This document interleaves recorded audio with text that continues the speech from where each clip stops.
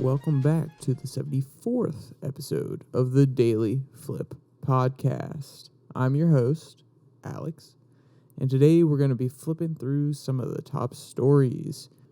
Our first one talks about how Google is taking a new approach to stop misinformation, how this new AI boom will actually benefit Google and Microsoft, and an article talking about how diversity for the sake of diversity is actually aiding the powerful elite, so to speak. And we'll get to that one at the end. And of course, we'll finish everything off with our daily delight, a story meant to leave you feeling positive and ready to take on the day. Now, that's enough rambling from me. Let's jump into our daily debate. So, Occupy Wall Street caused a shift in this nation, and those that didn't like it are desperate to point out what happened, and they're desperate to point the finger at somebody else. While we do live in an era with companies that can control what we see and how often we see it, we are the ones who give them that power at the end of the day. If another option was presented to you, would you use it? Would you leave behind the Googles, the Microsofts, or any of the other big companies and pursue something different? Or are they too ingrained in the way that you go about living your life? I'd love to hear your opinions on this because I personally think I would say, yes, I would leave behind Google if there's a good alternative, like the Brave browser. I downloaded the Brave browser the first second I heard about it. You get paid for looking at different content, for selectively choosing to look at ads that you actually want to look at.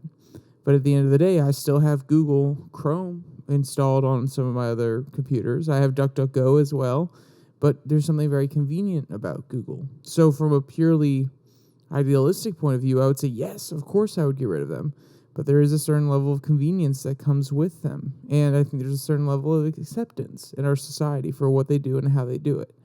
So I just want to know what everybody else's opinions are. Or do you not even think about it? Do you not even care? You're just like, Alex, what do you mean? I use Google. That's all I know. That's all I need. I'd love to hear your opinions down there in the comment section. All right, our first article comes from AP News. Google to expand misinformation pre-bunking in Europe. So if you've listened before, you definitely know my opinions about Google. I don't necessarily love them. I think they are a company that does a good job at what they're trying to do, which is collect a lot of information. But I also believe that they have a lot of control over the means of what we see, like I mentioned earlier, and how we conduct certain search practices, or even how we conduct our lives. The subtle influences of, let me search this information, the best way to do blah. And they serve up 10 different articles telling you how you can live your life. They could subtly influence that. And they could all make you lean towards a vegetarian diet because maybe someone at Google went rogue and they changed the algorithm to prefer vegetarian content to meat content. I'm not saying they actually do that. And I'm not saying that they would want to do that, but I mean, in theory, they could. So I think they control a lot of the information. And they're also providing their services for free so that they can get your information and use it to sell ads or even build new generative AI systems. So I think that at the end of the day, we can acknowledge Google is a great thing, but they have their faults as well. But there's a new ad campaign, kind of an experiment that they're running in Germany. Quote, Google will initiate a new campaign in Germany that aims to make people more resilient to the coercive effects of online misinformation.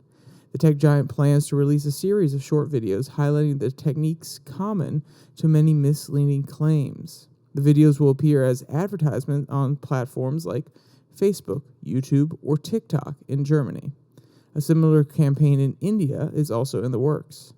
It is an approach called pre-bunking, which involves teaching people how to spot false claims before they encounter them. The strategy is to gain support among researchers and tech companies. Quote, there's a real appetite for this solution, said Beth Goldberg, head of research and development at Jigsaw. an incubator division of Google that studies emerging social challenges. Quote, using ads as a vehicle to counter a disinformation technique is pretty novel, and we're excited about the results, end quote. So let's take a step back and let's think about pre-bunking here. And there are obviously some good things, and there's some, in my opinion, some bad things that could be extrapolated from this. So one of the good things that the article points out is that this can be cheaper than traditional forms of moderation and responding to misinformation. And at the end of the day, it's much more widespread. So they don't actually have to respond to specific claims or ban specific claims and spend time and money putting people looking for these pieces of misinformation. And rather, they can just put out a few videos a year saying, hey, be on the lookout for these different sneaky techniques that people may use, twisting of statistics or dancing around certain questions that may be asked about it. And then that allows them to say, okay, yeah, we've taken the steps. We've made sure that the people are informed how to spot this misinformation. So then they don't have to spend as much money on the back end.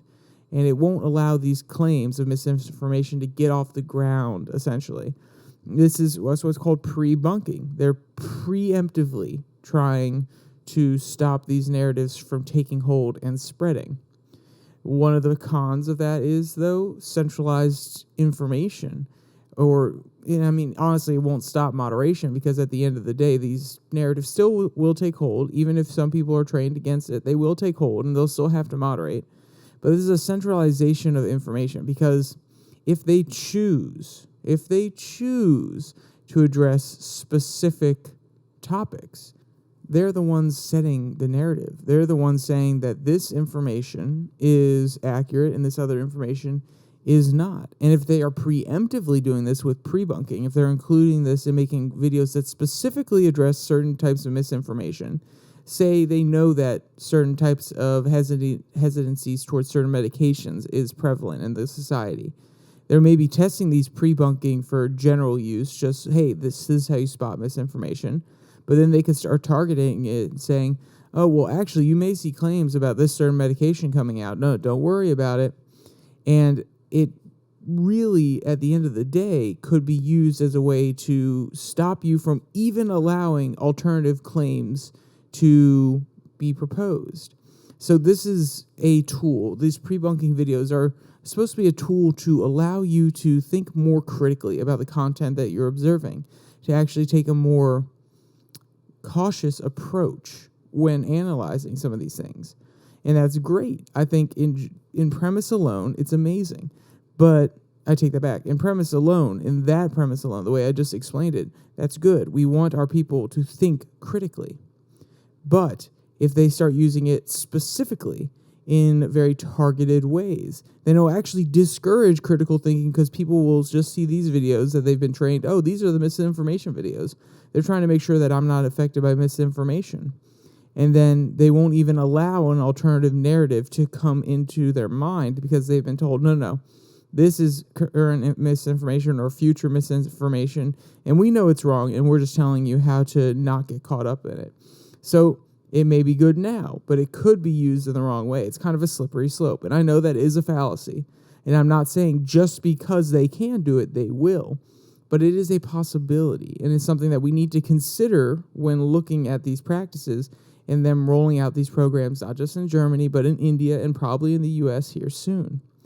And I think that there is one other benefit, and I think if they can keep it to non-specific issues, if they can make sure that they don't target one side of the aisle more than the other, then I think this could be a good thing at the end of the day, especially for people growing up with these sort of preemptive videos telling them you need to take a more cautious look when you're on the internet. Don't believe everything you see firsthand, even if it comes from Google or Microsoft or a accredited authoritative source. I think there is a value to that. But at the end of the day, like I said, it can be twisted, and we have to be very careful when moving forward. So they did test a similar system in Eastern Europe last fall. Quote, Google launched the largest test of the theory so far with the pre-bunking video campaign in Poland, the Czech Republic, and Slovakia. The videos dissected different techniques seen in false claims about Ukraine refugees. Many of those claims relied on arming and unfounded stories about refugees committing crimes or taking jobs away from residents. The videos were seen 38 million times on Facebook, TikTok, YouTube, and Twitter, a number that equates to a majority of the population in the three nations. Researchers found that compared to people who hadn't seen the videos, those who did watch were more likely and able to identify misinformation techniques and less likely to spread false claims to others. And end quote. And this is why I highlighted this one very specifically, because they said that this will be very general. It will be, these are misinformation techniques. This is how different people use strategies, little idioms or statistical tricks to get you to believe something. It's not going to be targeted at specific issues. But then they turn to an example. They give an example of them addressing a very specific issue of Ukrainian refugee perception inside a country. And what's even more scary, in my opinion, is it worked. It actually made people... I'm not saying that they should be spreading false information about Ukraine, but they chose a specific issue, and they were able to get the people that watched it to be less likely to take in the false claims. On its face, that's great. But like I said, imagine they don't like the new food pyramid. For some reason, carnivore diets are really taking off. Maybe Google doesn't really like carnivore diets, and they start a preemptive campaign against carnivore diets, and they ruin the businesses of multiple people who are selling carnivore diets online. Think about it that way. And I'm not saying you have to agree with the carnivore diet, but just think about the amount of power that this gives Google if these pre-bunking videos work and they're willing to address very specific issues. So yeah, is it a slippery slope? Is that scary to y'all? Because it is scary to me, and I don't like hearing it personally. And then the question becomes, could they condition people to not preemptively accept a narrative like I was speaking about, that they just hit you with so much pre-bunking information about a certain topic that you're conditioned immediately when you hear anything about it to say, oh, yeah, I knew that misinformation was coming. I knew that they were going to try something like that, and I'm not even going to give them the time of the day. When they could have a legitimate point among terrible points, or it could just be that all their points are legitimate. It's just that Google has conditioned you to just say, oh, no, that narrative, that's just wrong ahead of time. I know that it's false information. And that is not a fun prospect to think about. It actually limits critical thinking.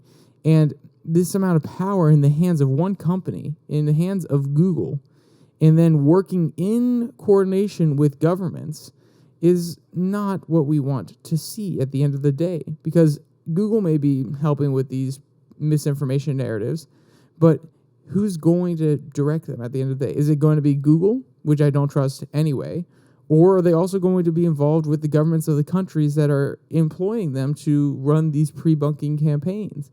And then at that point, we have to ask ourselves, do we want the government that we may not trust to tell us what is and isn't misinformation?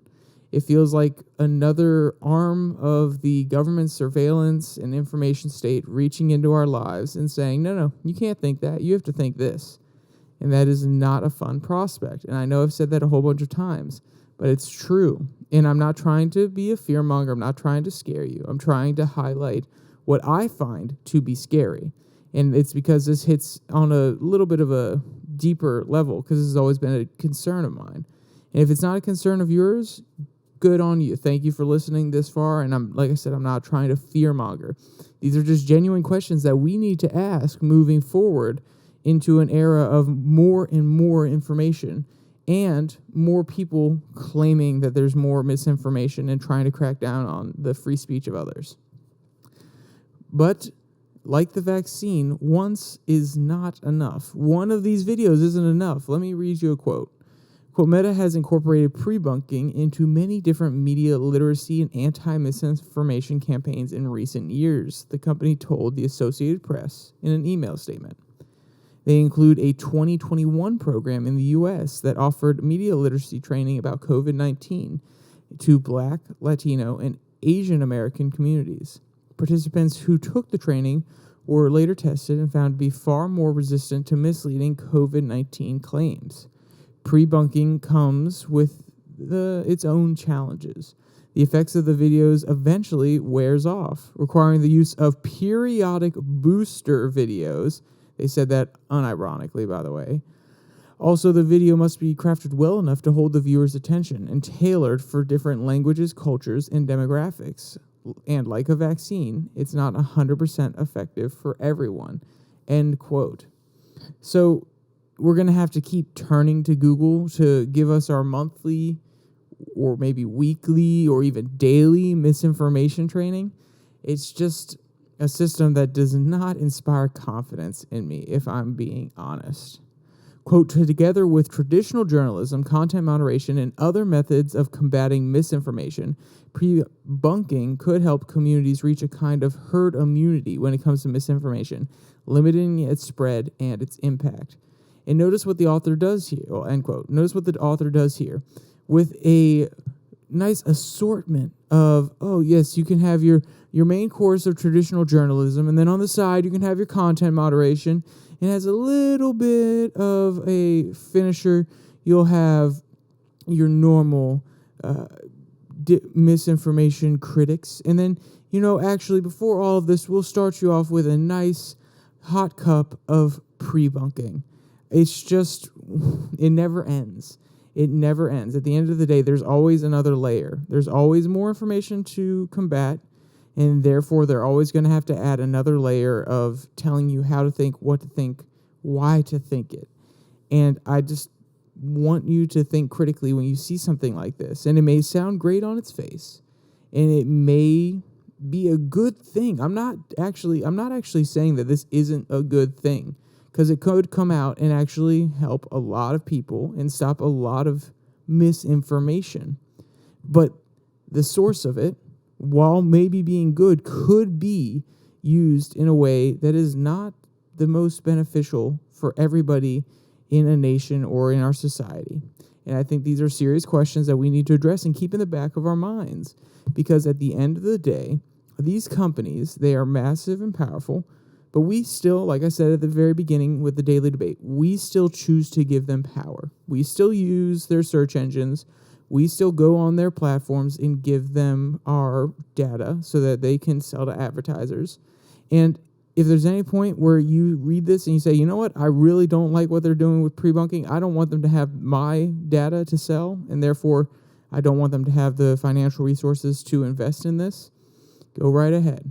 I'm not saying I'm quite there yet, because at the end of the day, I think we just need to be vigilant rather than outright cutting off their money. But if you want to do that, go right ahead. That's your prerogative, and, put your money where your mouth is. Maybe I should start doing that too. Maybe I should start using Brave a lot more exclusively than I use Chrome. And, Google, if somehow you're listening to this, I'm sorry. Just create a Brave-like server and maybe we can talk. All right, let's jump to our second article. This one comes from the Wall Street Journal. The AI boom that could make Google and Microsoft even more powerful. So as you know, Google and Microsoft are two of the most powerful companies in the world. Google, with almost all of its data analytics, the amount of information it gets from search, the AI programs it's been working on, its huge data storage houses where it's constantly training its AI on the data that you give it, and all of us give it when we're searching online. And then Microsoft, one of the largest companies selling B2B products, Microsoft Word, Office 360, Microsoft Azure, their cloud-based services. They're selling a lot of these to businesses, and the business world is hooked. They love Microsoft. They're very well integrated, and they've captured a lot of the market. So these are two of the world's largest companies and very deeply integrated into the way that we go about living our lives, especially for a business person like me. There's no way you can get away from Microsoft, and there's definitely no way you can get away from Google. So But now they've kind of taken their battle, which has been in different regions, different areas. Then again, Microsoft, like I said, did go into cloud computing with Azure to compete with Google, and Google opened up workspaces to compete with Office 360. So they have been fighting on the edges a little bit, but now it's the battle of the AI, and they both have their different systems. Google with Bard and Microsoft with ChatGPT and their recent acquisition. Quote, when AI is delivering answers, it's not just information for us to base decisions on. We're going to have to trust it much more deeply than we would have before. This new generation of chat-based search engines are better described as, quote, answer engines that can, in a sense, show their work by giving us links to web pages they deliver and summarize. But for an answer engine to have real utility, we're going to have to trust it enough, most of the time, that we accept those answers at face value. The same will be true of the tools that help generative text, spreadsheets, codes, images, and anything else we create on our devices, some version of which both Microsoft and Google have promised to offer with their existing productivity services, Microsoft 365 and Google Workspace, end quote.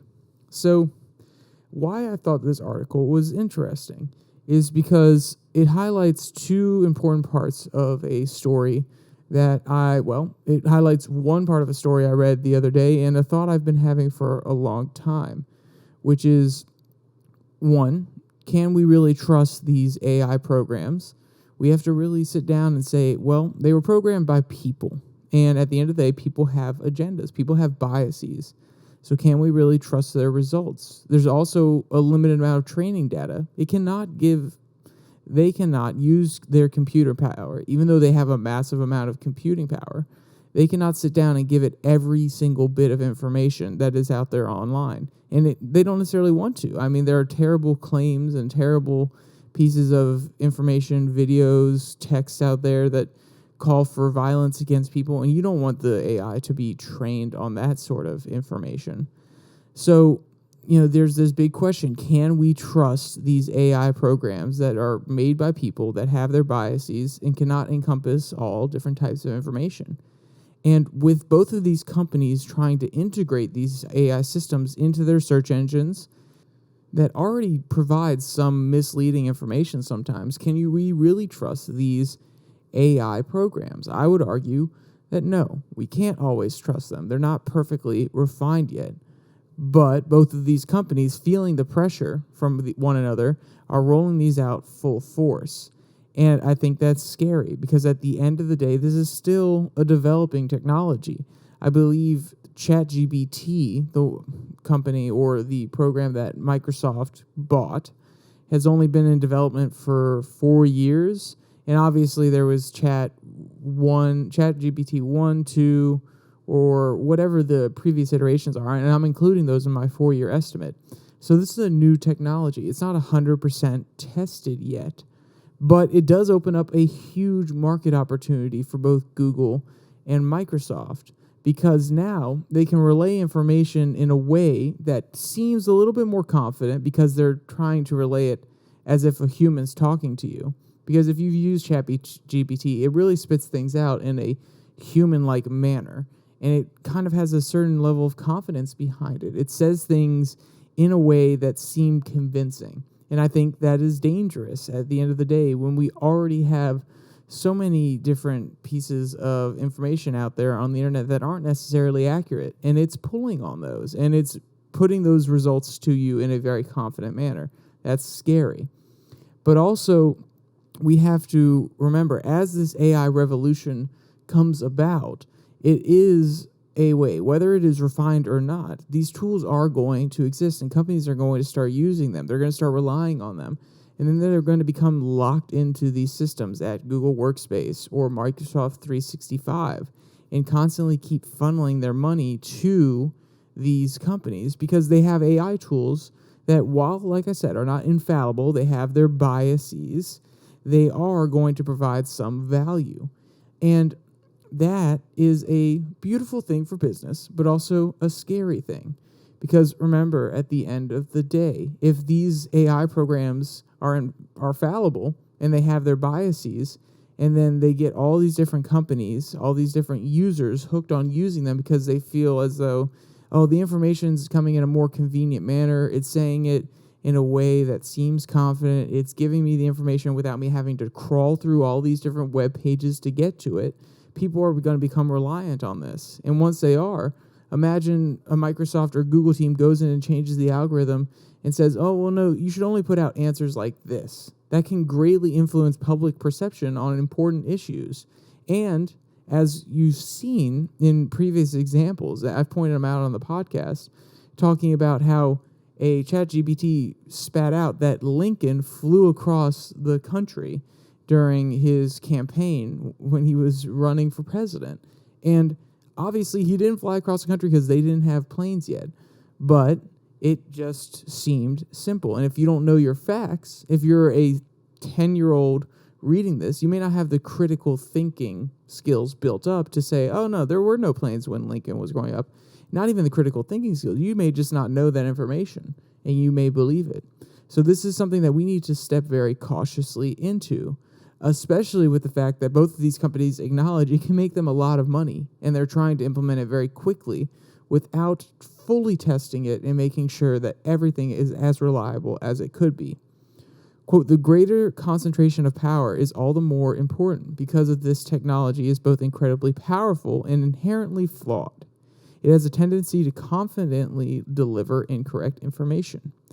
This means that step one in making this technology mainstream is building it, and step two is minimizing the variety and number of mistakes it inevitably makes. Trust in an AI, in other words, will become a new moat for big technology companies to fight to defend. Lose the user's trust often enough, and they might abandon your product. For example, in November, Meta made available to the public an AI chat-based search engine for scientific knowledge called Galactica. Perhaps it was part of the engine's target audience, scientists, but the incorrect answers it sometimes offered inspired much withering criticism that Meta shut down public access after just 3 days, said the Meta chief AI scientist Yu Chen in a recent talk, end quote. And these companies' obsession with AI hasn't been a new thing. When I say that, they've been working on AI systems to amalgamate information for a long time. I've been reading a book recently, Life After Google by John Gilbert, and he talks about the fact that Google has been obsessed for a long time in trying to create an AI that knows everything. That's why they have a lot of their services be free online, so that you give up your data, you feel as though you're gaining something, and we'll sell your data to advertisers. But the main use of that data is actually sending it to giant computer databases and feeding it through AI algorithms and constantly training them over and over and over again. And what I always found interesting, and let's be clear, I don't understand the technobabble of the book as much as I would like to, but what I always found interesting is this constant pursuit towards attaining all knowledge. It's a very arrogant goal on the behalf of Google to document all knowledge that is present on the earth, all thoughts, and obviously it's almost impossible, and that's why I think it is arrogant of them. But these new AI programs, they are just the latest iteration of this. They're no longer inward-facing Google-only, Microsoft-only programs that they're running, trying to gather and sort all this information and categorize everything. But now they're opening it up to the public, and they're trying to get people to utilize and understand the beauty of AI. And I think at its core, it's a great thing, but we need to be very hesitant moving forward. We need to ask, can we trust these AI programs generated by a company who actively undercuts a lot of their advertisers and gives us the product for free because they know it will make them more money in order to gain as much knowledge about the world as possible and create the ultimate artificial intelligence, so to speak. And yes, I am being a little bit hyperbolic from what George Gilbert and some of the other articles I've been reading say, but it's a question that we need to ask. Do we want this power to be in the hands of Google and Microsoft, or do we want it to be decentralized? Do we want it to be on a blockchain, maybe, That's not my own idea. That's George Gilbert's idea, or a few of the people that he's been talking to about this new economy that will emerge after Google. And these are serious questions that now that we're in the age of AI, we need to actually take into consideration. And I would suggest reading a book or two about AI and gaining a little bit more information and understanding of what these programs are actually designed to do and how they can be used in a very ethical way, not just to suck in more users and make their life easier and get them hooked on this technology so that they keep coming back. All right, I've ranted on these two for a long time, so we'll jump to our last article very, very quickly. If you can't tell, I've been doing a little bit of a new technique, which is I have a few more quotes and I do a little bit more rambling. It's more free-flowing, and I kind of actually enjoy it, though I seem to get lost in thought more than I would love to, and it kind of throws off the timeline, but it is what it is. So this last one comes from Salone. Diversity, wokeness, and violent oppression. Lessons of the Tyreek Nicholas case. So I can boil this down into probably 5-6 words and how the author would describe it, which is diversity for the sake of diversity gets us nowhere. I would agree with that statement. The author is really more interested in diversity of class. Quote, the militarists, corporatists, oligarchs, and politicians, academics, and media conglomerates champion identity politics and diversity because it does nothing to address the systemic injustices or the scourge of permanent war that plague the U.S. and its advertising gimmick, a brand used to mask mounting social inequality and imperial folly. It bruises liberals and the educated with a boutique activism, which is not only ineffectual, but exacerbates the divide between the privileged and the working class in deep economic distress.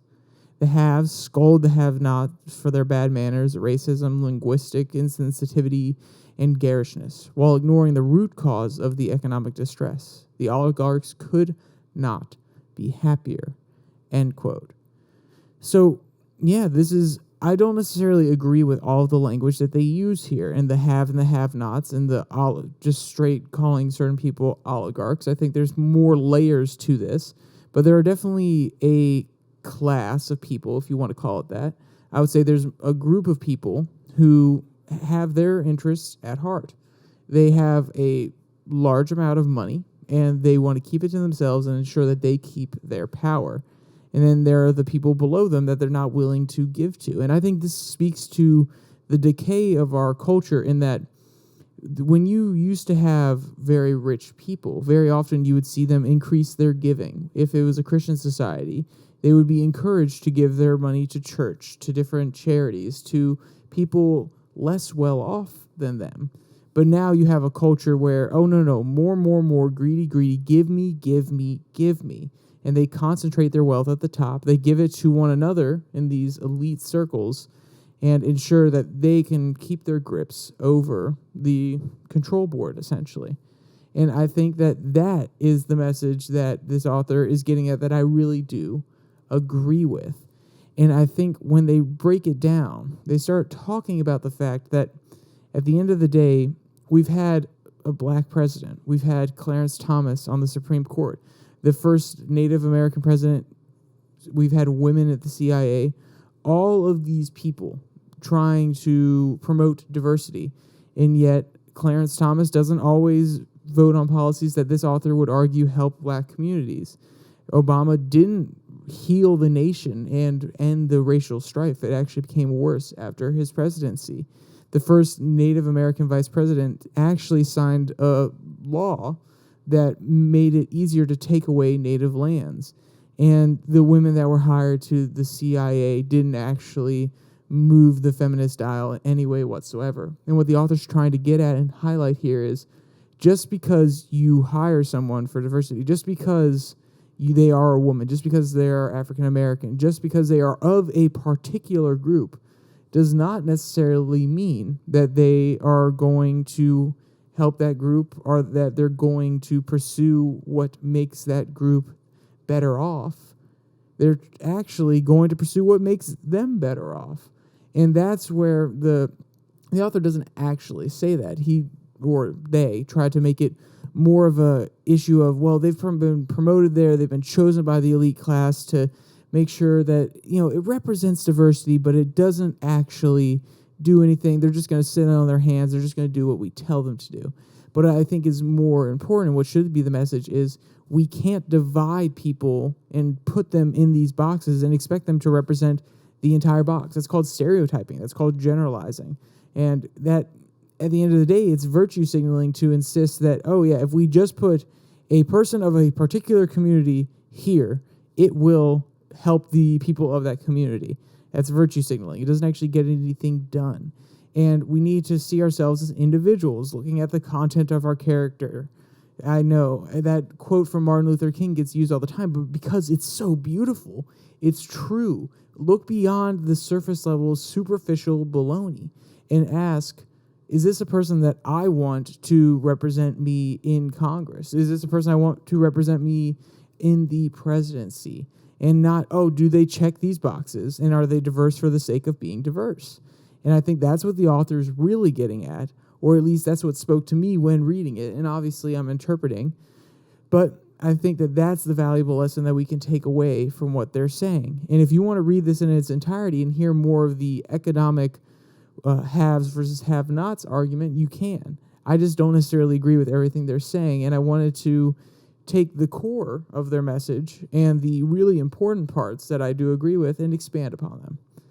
But, of course, we're running out of time. It's running a little bit long, so let's jump to our daily delight. This one comes from the Dodo. Women leaves dog at home alone and comes back to shocking note on her door. So people leave notes, mail, brochures on people's door all the time. But imagine getting one that says, quote, "Hi, we found your dog on your roof. We climbed up and put him back into the house and then closed the window. Cheers from the park people," end quote. So apparently this woman's roommate had moved something that made it easy for the dog to get out of an open window. Quote, "Czar had no idea about Billy's adventures until she found the note on her door. When she went inside, she found Billy safe and sound in the living room, the happy pup wagging his tail in delight as if nothing had happened," end quote. And yeah, dogs really do get up to some crazy stuff when we're not in the house, don't they? And if you want to see any of the cute videos or photos of Billy, or if you want to read any of the articles in their entirety, there will be a link in the description below that like and subscribe button where you can find all of them. And also down there, you will see the links to the Spotify, Pocket Cast, Podvine, anywhere that you can, for the most part, Google Podcasts, anywhere I have the podcast posted, you can go there, download it, and take it on the go. With all that said, there's only one more thing to say. Stay safe, don't die.